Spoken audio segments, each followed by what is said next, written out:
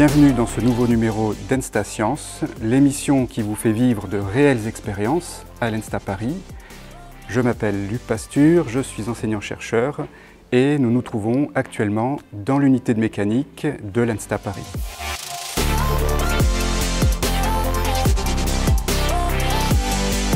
Donc, parlons de mécanique des fluides. Quand on jette une pierre à la surface de l'eau, sur un lac par exemple, il se forment des ridules concentriques qui se propagent depuis le point d'impact de la pierre jusque vers les berges. Ici, à l'Ensta, nous avons un canal à houle dans lequel nous pouvons reproduire une houle qui ressemble à celle qu'on observe à la surface de l'eau.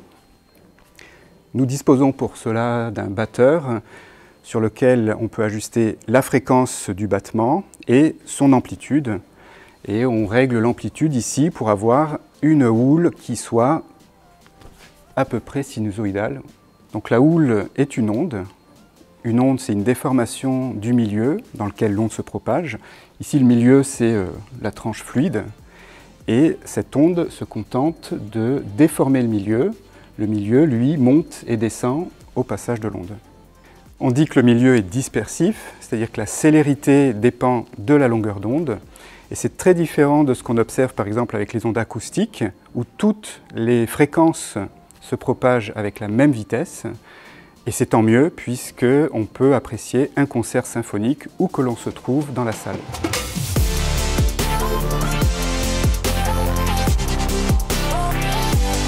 Donc ici, on étudie les sillages aérodynamiques sur des modèles simplifiés de voitures, comme on peut le voir là, ou de navires, comme on le verra un peu plus tard, avec des objectifs de contrôle d'écoulement, par exemple pour réduire la traînée aérodynamique et donc réduire l'émission de gaz à effet de serre. Donc dans cette soufflerie, on a disposé un modèle simplifié de véhicule et nous allons voir à quoi ressemble le sillage en aval de ce corps. Alors voyons à quoi ressemble le sillage en aval de ce corps. On a un décrochement, des couches limites, avec la formation de tourbillons. Tout ça, c'est évacué au cours du temps, et puis en moyenne, ça se referme. Et donc on a ici une zone de recirculation avec un effet d'aspiration vers le culot, qui va être responsable d'une baisse des pressions au culot. Et quand on regarde la différence entre les pressions en avant et les pressions à l'arrière, on a une différence qui est importante, et cette différence de pression intégrée sur toute la surface produit ce qu'on appelle la traînée de forme, et c'est la composante principale de traînée pour ces corps. Donc ce qu'on a montré à l'Ensta, c'est que l'ajout d'une cavité à l'arrière du corps permettait une réduction de la traînée de l'ordre de 10%, ce qui est non négligeable. Donc un autre enjeu concerne la sécurité des pilotes en phase d'appontage ou de décollage sur frégate ou porte-avions.